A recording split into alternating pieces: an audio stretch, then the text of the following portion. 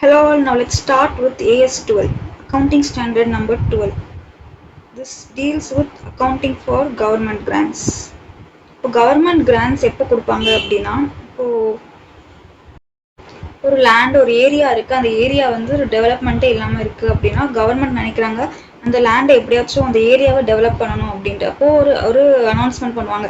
இந்த ஏரியாவில் ஏதாச்சும் பிஸ்னஸ் பண்ணிங்கன்னா நான் உங்களுக்கு சப்போர்ட் பண்ணுறோம், உங்களுக்கு சில இன்சென்டிவ்ஸ் கொடுக்குறோம், சப்சிடிஸ் கொடுக்குறோம், அதாவது கிராண்ட்ஸ் கொடுக்குறோம் அப்படின்னு சொல்லுவாங்க. கேஷ் கொடுக்குறோம், அது வந்து காசாகவும் கொடுப்பாங்க, இல்லைனா அந்த லேண்டே உங்களுக்கு ஃப்ரீயாக கொடுக்குறேன் அந்த மாதிரிலாம் சொல்லுவாங்க. That is known as government grants. Government கிராண்ட்ஸ்னால் என்னென்னா, கவர்மெண்ட் வந்து கம்பெனிக்கு ஒரு கிராண்ட் கொடுக்குறாங்க. இட் கேன் பி கேஷ், மானிட்டரியாகவும் இருக்கலாம், நான் மானிட்டரி லேண்டே ஃப்ரீயாக கொடுக்குற மாதிரியும் இருக்கலாம். AS12 என்ன பார்க்க போகிறோம் அப்படின்னா, இந்த கவர்மெண்ட் கிராண்ட்ஸ் கம்பெனி வாங்குறாங்க இல்லையா, அது வந்து எப்படி அக்கௌண்ட் பண்ணணும் அப்படின்றது தான் இந்த AS12 பார்க்க போகிறோம். AS12 does not cover.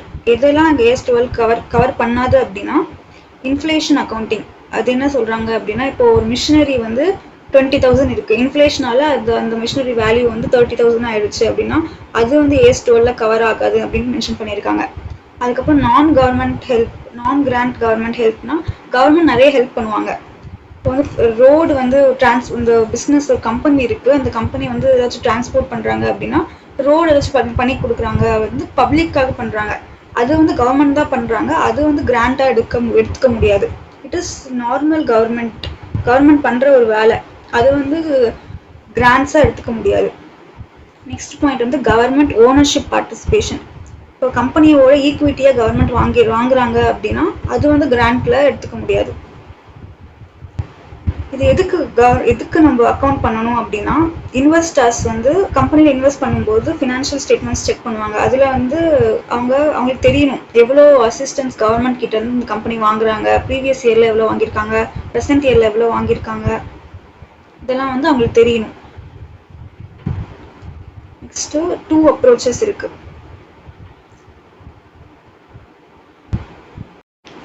Accounting treatment வந்து 2 அப்ரோச்சஸில் பண்ணலாம். ஃபர்ஸ்ட் ஒன்று வந்து கேபிட்டல் அப்ரோச், அப்படி இல்லைன்னா இன்கம் அப்ரோச்.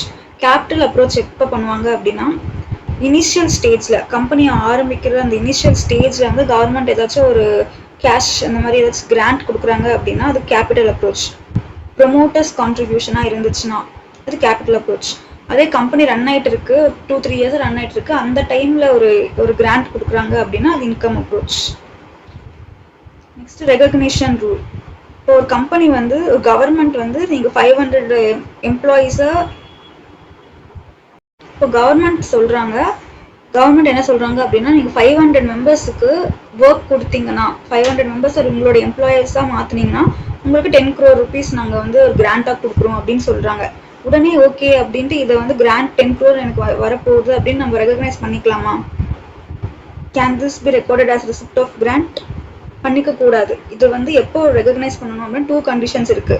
என்ன கண்டிஷன்ஸ் அப்படின்னா, நிஜமாவே நம்ம 500 மெம்பர்ஸை எடுத்திருக்கோம் அப்படின்றது கன்ஃபார்மாக இருக்கணும்.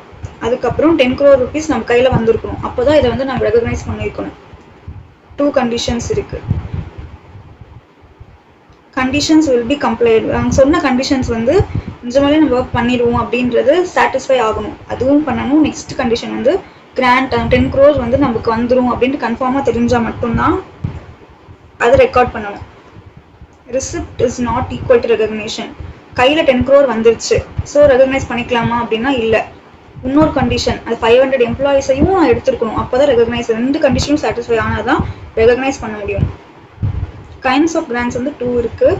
மானிட்டரி கிராண்ட்ஸ் அண்ட் நான் மானிட்டரி கிராண்ட்ஸ். மானிட்டரி கிராண்ட்ஸ் அப்படின்னா கேஷில் கவர்மெண்ட் கொடுத்தாங்க அப்படின்னா மானிட்டரி கிராண்ட்ஸ். அதுவே லேண்ட் அந்த மாதிரி இதில் கொடுத்தாங்கன்னா நான் மானிட்டரி கிராண்ட்ஸ்.